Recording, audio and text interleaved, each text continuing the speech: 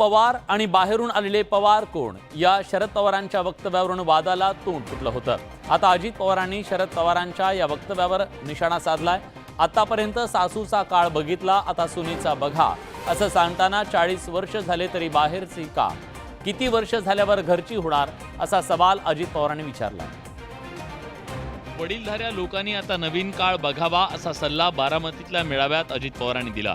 आता सासूचे 4 दिवस संपलेत, आता सुनेचे 4 दिवस येऊ द्या असं सांगा ना। काय सासू सासू सासू सुनेने काय नुसतं बघत बसायचं, बाहेरची बाहेरची बाहेरची असं कुठं असतं का रो? आतले पवार आणि बाहेरचे पवार या शरद पवारांच्या वक्तव्यावर अजित पवारांनी टोला हाणलाय। आपण घरची लक्ष्मी म्हणून त्यांच्याकडे बघतो रा। 40 वर्ष झाली तरी बाहेरची, किती वर्ष झाल्यावर घरची सांगा बहिणींनो। महायुतीच्या खासदारानं काम केलं नाही तर आपण जबाबदार असं अजित पवार यांनी स्पष्ट केलंय। काही जण म्हणले त्या खासदाराची पर्स कोण सांभाळणार? मी पर्स नाही, पर्स खासदारच सांभाळेल, मी फक्त बरोबर जाईल आणि काम करून आले। इथल्या खासदारानं 10 वर्षात केंद्रातून कुठलीही मदत आणली नाही अशी टीका अजित पवारांनी केली आहे। बारामतीत पार पडलेल्या मेळाव्यात अजित पवारांनी जोरदार टोलेबाजी केली। लोकसभेला वेगळा आणि विधानसभेला वेगळा विचार तुम्ही केला तर तुम्ही तुमच्या पायावर धोंडा पाडून घ्याल असं अजित पवार म्हणाले। त्यासोबत त्यांनी भावनिक होऊ नका असं आवाहन केलंय। बारामतीत मविया आणि महायुतीच्या सभेला जाणाऱ्यांना अजित पवारांनी टोला लगावलाय। आपल्यात एक पद्धत आहे, कुकू एकाच लावायचं असतं, हार सगळ्यांचं लावायच्या भानगडीमध्ये पडू नका, भावनिक होऊ नका असं आवाहन अजित पवारांनी केलंय। माझ्या घरातली भावंड येतील, अरे जरा बघा राव, बघा एवढ्या वेळेस बघा, अरे सारखंच बघितलं, एवढ्या वेळेस काय लावलंय? निवडणुका झाल्यानंतर आता आश्वासन देणारे फिरकणार देखील नाहीत असं अजित पवार म्हणाले। आम्ही टँकर देऊ, आम्ही चारा देऊ, आम्ही छावणी देऊ, आम्ही डेपो उभा करू, 7 तारीख होऊ द्या, याच्यातलं एकाने जर तुम्हाला तोंड दाखवलं याला म्हणेल ते ऐकू। महायुतीचा खासदार चांगलं काम करेल असा शब्द अजित पवारांनी दिलाय। पाठीमागच्या अनेक खासदारांच्या पेक्षा ही उद्याची महायुतीच्या खासदाराची कारकीर्द जास्त उजवी असेल। सगळ्यांनी एकजुटीनं काम करण्याचं आवाहन अजित पवारांनी कार्यकर्त्यांना केलंय। देशासह राज्याचं लक्ष सध्या बारामती लोकसभा मतदारसंघाकडे लागलंय। बारामतीत सुप्रिया सुळे आणि सुनेत्रा पवार या नणंद भाऊजाईमध्ये थेट लढाई होते। सुनेत्रा पवारांचा सध्या जोरदार प्रचार सुरू असल्याचं पाहायला मिळतंय। खुद्द उपमुख्यमंत्री अजित पवार गेल्या काही महिन्यापासून सुनेत्रा पवारांसाठी मैदानात उतरलेत। सुनेत्रा पवारही विविध गाव भेटी घेताना दिसतायत। उमेदवारी जाहीर झाल्यानंतर सुनेत्रा पवारांच्या नावे पुणे जिल्हाधिकारी कार्यालयातून अर्ज खरेदी करण्यात आला। त्याचबरोबर उपमुख्यमंत्री अजित पवार यांच्या नावे देखील अर्ज खरेदी करण्यात आलाय। त्यामुळे खबरदारीचा उपाय म्हणून सुनेत्रा पवारांबरोबर अजित पवार देखील डमी उमेदवार म्हणून अर्ज दाखल करण्याची शक्यता आहे। सुनेत्रा पवार यांचा अर्ज काही कारणामुळे बाद झाल्यास उमेदवारीबद्दल प्रश्न निर्माण होऊ शकतो। अशा वेळी अजित पवार यांच्याकडून अर्ज भरला जाऊ शकतो। त्यावरूनच राष्ट्रवादी शरदचंद्र पवार पक्षानं अजित पवारांना टोला लगावलाय। आज त्यांना दिल्लीचा आदेश ऐकावा लागतो। दिल्लीवरनं आदेश आला, फॉर्म ठेवा आणि काकींचा फॉर्म मागे घ्या, तर त्यांना ऐकावं लागेल। काहीतरी झालं आणि रद्द झाला तर एक डमी असला पाहिजे, ही पद्धत आजची नाही, फार पूर्वीपासून। तिकडे रोहित पवार यांच्या मातोश्री सुनंदा पवार यांनीही बारामतीसाठी अर्ज घेतला। सुप्रिया सुळेंसाठी त्या डमी अर्ज दाखल करणार आहेत। बारामतीत यंदा पवार विरुद्ध पवार अशी थेट लढाई होतीये। बारामतीतल्या या लढाईकडे संपूर्ण देशाचं लक्ष लागलंय। पवार कुटुंबात आरोप प्रत्यारोपांच्या त्यावेळी फैरी झडतायत। या सगळ्या पार्श्वभूमीवर सुनेत्रा पवारांनी न्यूज 18 लोकमतला दिलेल्या विशेष मुलाखतीत अनेक मुद्द्यावर भाष्य केलं। आतले पवार आणि बाहेरचे पवार या शरद पवारांच्या वक्तव्यावर बोलणं सुनेत्रा पवारांनी टाळलंय। वैचारिक मुद्द्यावरची ही निवडणूक आहे, ही निवडणूक नात्यांची निवडणूक नाही, मी आपल्याला पहिल्या दिवसापासून सांगत आलेली आहे। त्यामुळे दोन्ही मुद्दे हे वेगवेगळे आहेत। पवार साहेबांनी डायरेक्ट वैयक्तिकरित्या टीका करावी मग त्यांचं ते मत असेल। ही राजकीय विचारांची लढाई असल्याचं सुनेत्रा पवार म्हणाल्या। ही राजकीय विचारांची लढाई आहे, नातं नात्याच्या जागेवर, राजकारण राजकारणाच्या जागेवर। राजकारणामुळे नात्यात दुरावा येणार नाही असंही सुनेत्रा पवारांनी स्पष्ट केलंय। आमची राजकीय भूमिका जी आहे, राजकारण राजकारणाच्या जागी, नातं नात्याच्या जागी। त्याच्यात कधी कटुपणा येणार नाही। नाही। बारामतीचा विकास आणि नरेंद्र मोदींच्या नेतृत्वाच्या मुद्द्यावर मतं मागत असल्याचं सुनेत्रा पवारांनी स्पष्ट केलंय. महायुतीत साताऱ्याच्या जागेवरून गेल्या काही दिवसांपासून वाद सुरू होता. भाजप, शिंदेची शिवसेना आणि अजित पवार यांच्या राष्ट्रवादी काँग्रेसकडून सातारा लोकसभेवर दावा केला जात होता. अखेर महायुतीत साताऱ्याचा वाद मिटलाय. साताऱ्यातून महायुतीनं उदयनराजे भोसले यांना रिंगणात उतरवलंय. भाजपनं उदयनराजेंच्या नावाची अधिकृत घोषणा केली आहे. उपमुख्यमंत्री अजित पवार महायुतीमध्ये आल्यानंतर त्यांनी सातारा मतदारसंघावर दावा केला होता. उदयनराजेंना लढायचं असल्यास त्यांनी घड्याळ चिन्हावर लढावं अशी अजित पवारांची भूमिका होती. मात्र उदयनराजे कमळावर लढण्यास आग्रही होते. याबाबत उदयनराजेंनी अमित शहांची भेट घेतली आणि प्रचारही सुरू केला. मात्र उदयनराजेंना उमेदवारी जाहीर होत नव्हती. अखेर भाजपनं उदयनराजेंची उमेदवारी जाहीर केली आहे. खंबीर सरकार आहे केंद्रात आणि राज्यात सुद्धा मोठ्या प्रमाणावरती विकास कामं झालेली आहेत. छत्रपती उदयन महाराज हे पुन्हा दिल्लीला जातील. उदयनराजेंना उमेदवारी द्यायची बहुतेकांची न द्यावी अशीच भूमिका असावी, नाहीतर इतके दिवस उमेदवारी जाहीर करायला लागली कशी. साताऱ्यात उदयनराजे विरुद्ध शशिकांत शिंदे असा सामना रंगणार आहे. उदयनराजेंना उमेदवारी जाहीर होताच त्यांच्या समर्थकांनी जल्लोष केला. महायुतीत काही जागांवरून अजूनही तिढा कायम आहे. यापैकी साताऱ्यात भाजपनं मंगळवारी उदयनराजे यांना उमेदवारी अधिकृतरित्या जाहीर केली.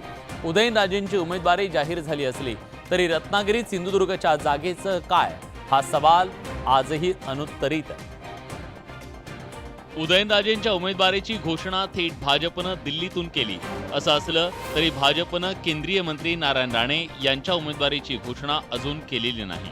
त्यामुळे नारायण राणेंसह राणे समर्थकांची धाकधूक वाढल्याची चर्चा आहे. रत्नागिरी सिंधुदुर्गच्या जागेवर शिवसेनेनं अजूनही दावा कायम ठेवलाय. तळकोकण आणि धनुष्यबाण असं एक वेगळं असं अलौकिक नातं आहे आणि म्हणून ती जागा शिवसेनेला मिळावी. तुम्हाला उद्या जल्लोष आणि जय श्रीराम बोलण्याची संधी मिळेल.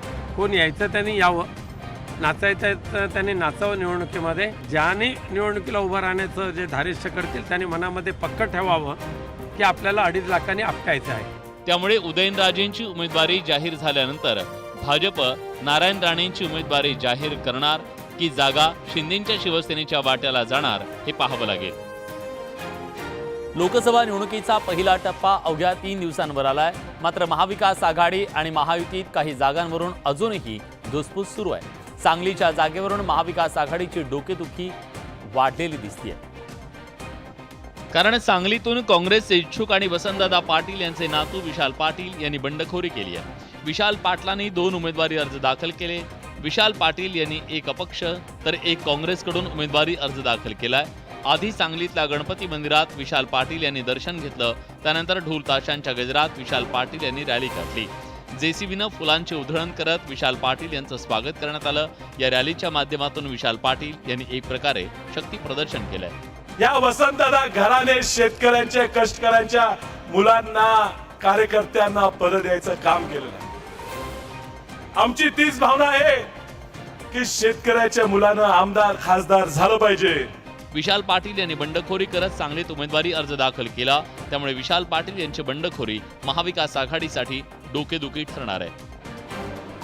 महाविकास आघाडीनं गुढीपाडव्याच्या मुहूर्तावर अंतिम जागा वाटप जाहीर केलं. या सांगलीची जागा ठाकरे गटाच्या वाट्याला गेली. ठाकरे गटानं सांगलीतून डबल महाराष्ट्र केसरी चंद्रहार पाटील यांना उमेदवारी जाहीर केली.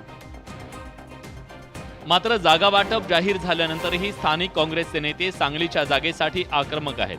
विश्वजित कदम आणि विशाल पाटील यांनी सांगलीवरचा दावा कायम ठेवलाय. या पार्श्वभूमीवर विशाल पाटील यांनी बंडखोरी करत एक अपक्ष आणि एक काँग्रेसकडून उमेदवारी अर्ज दाखल केला.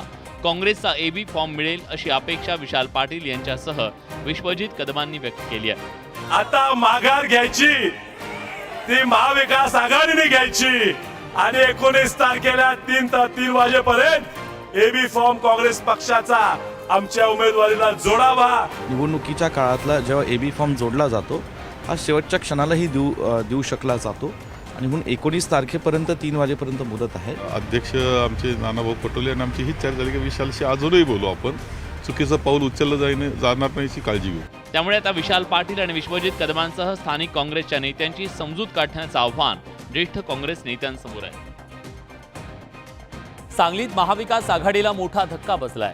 काँग्रेसचे नेते विशाल पाटील यांनी बंडखोरी केली आहे. विशाल पाटील यांनी 2 उमेदवारी अर्ज दाखल केले. विशाल पाटील यांनी जोरदार शक्ती प्रदर्शन करत उमेदवारी अर्ज दाखल केला. यावेळी काँग्रेस कार्यकर्त्यांनी विशाल पाटलांचं जंगी स्वागत केलं. सांगलीत पार पडलेल्या मेळाव्यात विशाल पाटलांसह काँग्रेस नेत्यांनी सांगलीवर पुन्हा दावा सांगितला.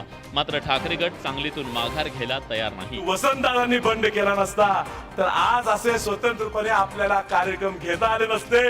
बंड ही सांगलीची परंपरा आहे, सांगलीच्या रक्तात बंड आहे. आता जर कुठे काही बंडखोरी किंवा काही गद्दारी होत असेल तर त्या पक्षाची जबाबदारी आहे, ते त्यांनी थांबवली पाहिजे. विशाल पाटील हे माझ्या माहितीप्रमाणे काँग्रेसचे कार्यकर्ते आहेत, काँग्रेसचे उपाध्यक्ष आहेत, वसंतदादा पाटलांचे नातू आहेत, ज्यांनी कधीच काँग्रेसची बेईमानी केली नव्हती. नक्कीच आम्ही त्यांच्याशी परत संवाद साधण्याचा प्रयत्न करू. विशाल पाटील यांनी सांगलीतून लढण्याचा जणू चंग बांधलाय.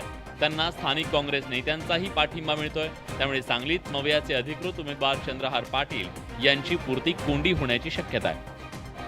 रविवारी पहाटे बॉलिवूडचा सुपरस्टार सलमान खानच्या मुंबईतल्या गॅलेक्सी या घराबाहेर गोळीबार करण्यात आला. या गोळीबाराच्या नंतर हल्लेखोर पसार झाले. या प्रकरणी मुंबई पोलिसांनी एक मोठं कारवाई करत यश मिळवलंय. मुंबई पोलिसांच्या गुन्हे अन्वेषण शाखेनं गुजरातमधील भुजमधून दोन्ही आरोपींच्या मुसक्या आवळल्या. विकी गुप्ता आणि सागर पाल अशी आरोपींची नावं आहेत. दोन्ही आरोपींनी गुन्ह्याची कबुली दिली असून ते लॉरेन्स बिश्नोई गँगचे सदस्य असल्याचं समोर आलंय. ओळख लपवण्यासाठी त्यांनी हेअरकट आणि दाढी करत लुक बदलला अशी माहिती मिळतेय. दोन्ही जे आरोपी होते ते तिकडून तिकडे आपल्याला मिळाले आणि ते ताब्यात घेण्यात आले होते. पनवेलमधल्या फार्म हाऊसवर सलमानला मारण्याचा आरोपींचा प्लॅन होता. त्यासाठी त्यांनी पनवेलमध्ये भाड्यानं घर घेऊन महिनाभर थांबल्याची माहिती समोर आली आहे. 3 बार उन्होंने रैकी की है, कुछ टाइम से वो रह रहे थे यहाँ पर और एग्जैक्ट क्या है वो ड्यूरिंग इन्वेस्टिगेशन हम लोग निष्पन्न करेंगे. 3 लड़के थे, 2 दिन के रहते थे. दिन 7 बजे को देखा, बाद में नहीं देखा. अटक करण्यात आलेल्या दोन्ही आरोपींना आता 25 एप्रिलपर्यंत पोलीस कोठडी सुनावण्यात आली आहे. सलमान खानच्या घराबाहेर झालेल्या गोळीबार प्रकरणी मुंबई पोलिसांनी मोठं यश मिळवलंय. मुंबई पोलिसांच्या गुन्हे अन्वेषण शाखेनं गुजरातमधील भुजमधून दोन्ही आरोपींच्या मुसक्या आवळल्या. या दोन्ही आरोपींना 25 एप्रिलपर्यंत कोठडी सुनावण्यात आली आहे. या गोळीबार प्रकरणी तपासाला वेग आलेला असताना मुख्यमंत्री एकनाथ शिंदे मंगळवारी गॅलेक्सी या सलमान खानच्या घरी पोहोचले.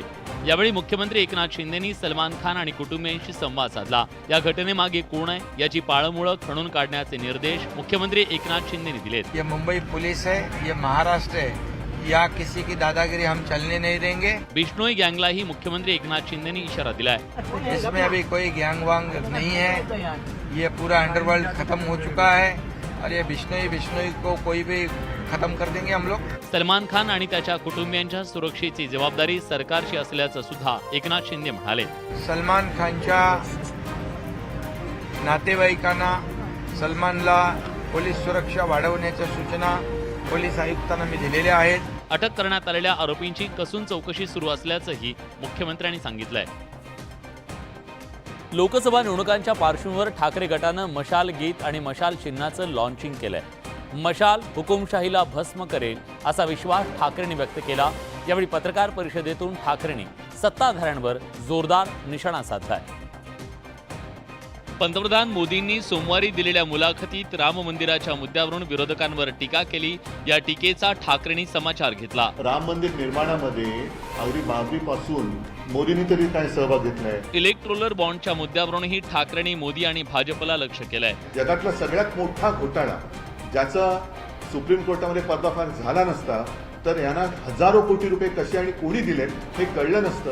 भ्रष्टाचारी नेत्यांना भाजपमध्ये स्थान मिळत असल्याचा धागा पकडत ठाकरेंनी टीका केली आहे. व्हॅक्यूम क्लिनर जसा असतो धूळ गोळा करणारा तसा भाजप आता व्हॅक्यूम क्लिनर झालेला आहे. भ्रष्टाचारी गोळा करतात. भाजपनं लोकसभेसाठी दिलेल्या नाऱ्याचीही ठाकरेंनी खिल्ली उडवली. कारण त्यांचा 45 संपूर्ण देशाचा आकडा, माझा केवळ महाराष्ट्राचा. महाविकास आघाडीच्या विजयाचा आशावाद ठाकरेंनी बोलून दाखवलाय.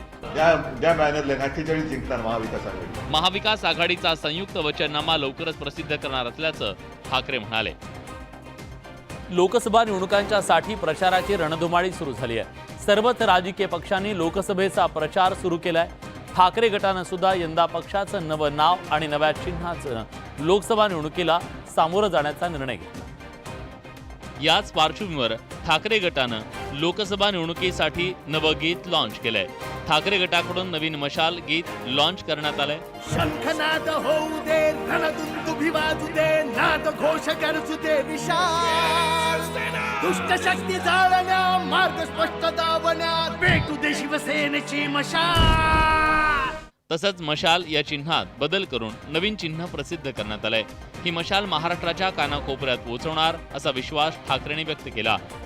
जो काय सरकार विरुद्धचा असंतोष आहे तो या मशालीच्या रूपाने भडकणार आहे आणि त्याच्यामध्ये ही हुकुमशाही राजवट आणि जुमलेबाजी राजवट जाळून भस्म होईल. अंधेरी विधानसभा पोटनिवडणूक ठाकरे गटानं मशाल चिन्हावर लढली आणि त्यात विजय मिळवला. आता लोकसभा निवडणुकीतल्या उमेदवारांच्या प्रचारासाठी नवं चिन्ह आणि नवं गीत ठाकरेंच्या शिवसेनेचा आवाज बनणार आहे. लोकसभा निवडणुकीच्यासाठी राज्यात उमेदवारी अर्ज भरण्याची लगबग सुरू आहे. कोल्हापुरात महायुतीचे उमेदवार संजय मंडलिक यांनी सोमवारी उमेदवारी अर्ज दाखल केला. कोल्हापुरात महाविकास आघाडीनं शाहू महाराज छत्रपती यांना निवडणुकीच्या रिंगणात उतरवलंय. मंगळवारी शाहू महाराज छत्रपती यांनी कोल्हापुरातून उमेदवारी अर्ज दाखल केला. शाहू महाराज यांचा उमेदवारी अर्ज दाखल करताना कोल्हापूरकरांनी मोठी गर्दी केली होती. ऐतिहासिक दसरा चौकातून भव्य रॅली काढण्यात आली. ठिकठिकाणी शाहू महाराज छत्रपती यांचं जंगी स्वागत करण्यात आलं. यावेळी महाविकास आघाडीच्या नेत्यांसह छत्रपतींचे कुटुंबीय उपस्थित होते. ही निवडणूक रयत विरुद्ध राजा अशा पद्धतीची टीका केलेली आहे. अजित पवार बोलले, मुख्यमंत्री एकनाथ शिंदे देखील बोलले. ते त्यांना नंतर कळायला लोकांना बदल हवा आहे. लोकांना या ठिकाणी शाहू विचारधारा पुढे न्यायची आहे. मी जनताची रजमूट आहे आणि मी जनतेच्या बरोबर आहे. रयत इथं दिसते. काल 200-200 रुपये देऊन माणसं आणली होती. शाहू महाराज छत्रपती यांचा उमेदवारी अर्ज दाखल करताना महाविकास आघाडीनं जोरदार शक्ती प्रदर्शन केलं. कोल्हापूरची जनता कुणाला साथ देणार याचा फैसला 4 जूनला होणार आहे. सोलापूर आणि माढा मतदारसंघात यंदा भाजप प्रणित महायुती विरुद्ध महाविकास आघाडी अशी थेट लढत होणार आहे. राम सातपुते आणि रणजित निंबाळकर यांनी उमेदवारी अर्ज दाखल केला. यावेळी झालेल्या रॅलीत बोलताना देवेंद्र फडणवीसांनी विरोधकांवर जोरदार हल्लाबोल केला. सोलापूरचे भाजप उमेदवार राम सातपुते आणि माढ्याचे उमेदवार रणजित निंबाळकर यांचा उमेदवारी अर्ज दाखल करताना भाजपनं जोरदार शक्ती प्रदर्शन केलं. यावेळी झालेल्या रॅलीत बोलताना फडणवीसांनी मविया आणि इंडिया आघाडीवर जोरदार टीकास्त्र डागलं. तर यांचा परिवार त्या ठिकाणी बसतो. आता शिंदे साहेबाला इंजिन दिलं तर ते तुम्हाला थोडी बसवणार आहे, ते प्रणितीताईलाच बसवणार आहे. माढ्याची निवडणूक राहुल गांधी विरुद्ध नरेंद्र मोदी अशी असल्याचं फडणवीस म्हणाले. प्रणितीताईचं किंवा मोहितेंचं कुठलं ते काय त्यांचे पिपाणी नाही तुतारी, त्यांचं बटन दाबलं तर वोट कोणाला मिळतं? कोणाला? राहुल गांधी. माढा मतदारसंघातील पाण्याचा प्रश्न आतापर्यंत का सोडवला नाही असा सवाल फडणवीसांनी केला. 40 वर्ष या दुष्काळी भागात पाणी का पोहोचू शकलं नाही? दुष्काळी भागात पाणी पोहोचण्याकरता मोदीजी आणि महायुती का यावी लागली? सोलापूर आणि माढ्याची जागा भाजप जिंकेल. यासोबत बुलेटिनमध्ये आपण एक छोटासा ब्रेक घेतोय. ब्रेकनंतर इतर काही बातम्यांचा आढावा. कुठे जाऊ नका, पहा फक्त न्यूज 18 लोक.